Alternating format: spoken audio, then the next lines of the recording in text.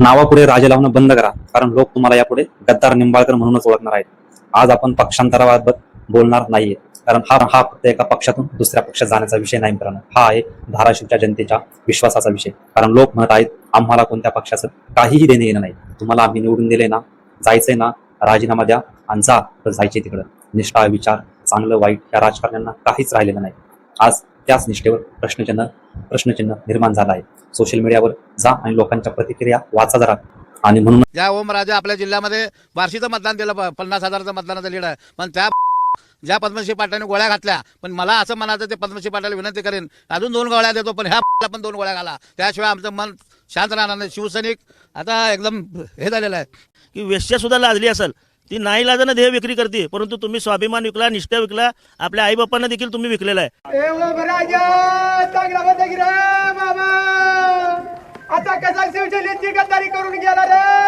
सांगूच नका. मतदारसंघाचं काम होत नाही हे पण सांगू नका. तुमच्या खिशात पैसे येत नव्हते ते सांगा. तुम्हाला काहीतरी गाजर दाखवल्याशिवाय तुम्ही हा निर्णय घेतला नाही. ते 2014 पासून देशभरात विकासाच्या मोठमोठ्या गप्पा मोदी शेठकडून आम्ही ऐकतो. जे विकासाच्या नावाखाली निसर्गाची हानी, झाडे तोडायची, मोठमोठे डोंगर उकरायचे, रस्ते बनवायचे, कॉन्ट्रॅक्ट द्यायचं, त्या कॉन्ट्रॅक्टरकडून मलिदा खायचा, याच्याशिवाय या देशात काहीच चाललेलं नाही. तुम्ही एक पत्रकार परिषद घेऊन सांगितलं असतं ना, आपलं सरकार नाही, हे लोक आपल्याला निधी देत नाही, आपल्या जिल्ह्याचा पुढील 5 वर्ष विकास होणार नाही, तरी लोक तुमच्या मागे ठामपणे उभे राहिले असते, त्या सरकारला शिव्या घातल्या असत्या. जनतेचा आता प्रश्न साधा आहे. जर विकासासाठीच पक्ष बदलावा लागत असेल तर मग लोकशाहीत विरोधी पक्ष ठेवलेच नसते ना. तुमच्या भाषणांमधील निष्ठा जनतेला आठवते आणि म्हणूनच आज लोक विचारत आहेत तुमचं कर्म कुठे गेले निंबाळकर. हा व्हिडिओ जरा बघा, तुमचा जुना व्हिडिओ. की कर्माला मानणारा मी माणूस आहे आणि मला कर्म काय सांगतंय की बाबा ज्या बाळासाहेबांनी, ज्या उद्धव साहेबांनी 2009ला माझी काय अवस्था होती, त्यावेळेस काय ओमराजेनं ग्रामपंचायत चित्र निवडणूक लढवली होती का? ओमराजे काय नोंद चेहरा होता का त्या दिवशी? 2009चा काळ आठवा की. त्या दिवशी बाळासाहेबांनी, उद्धव साहेबांनी मला विधानसभेची उमेदवारी दिली.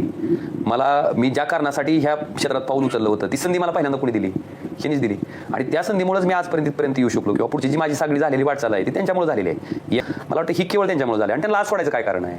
आपल्या स्वार्थासाठी की मला काहीतरी मिळतंय, मला पोझिशन मिळेल, मला पैसे मिळतील, ह्या भावनेसाठी सोडून लोकांची नजर मी मिळवू शकत नाही. पुन्हा राजकारणात पक्ष बदलणं नवीन नाही मित्रांनो, पण जनतेचा विश्वास तोडणं हे लोक सहज विसरत नाही. आज प्रश्न एका नेत्याचा नाही, प्रश्न आहे मतदारांच्या विश्वासाचा. कारण उद्या जर प्रत्येक नेता निवडून आल्यानंतर विचार बदलणार असेल, मतदान करताना जनतेने विश्वास कुणावर ठेवायचा, पक्षावर, व्यक्तीवर की सत्तेवर? आणि म्हणूनच लोक म्हणत आहेत पक्ष बदलायचा आहे, आधी राजीनामा द्या आणि पुन्हा निवडून या. कारण लोकशाहीत अंतिम निर्णय जनताच घेत असते. म्हणून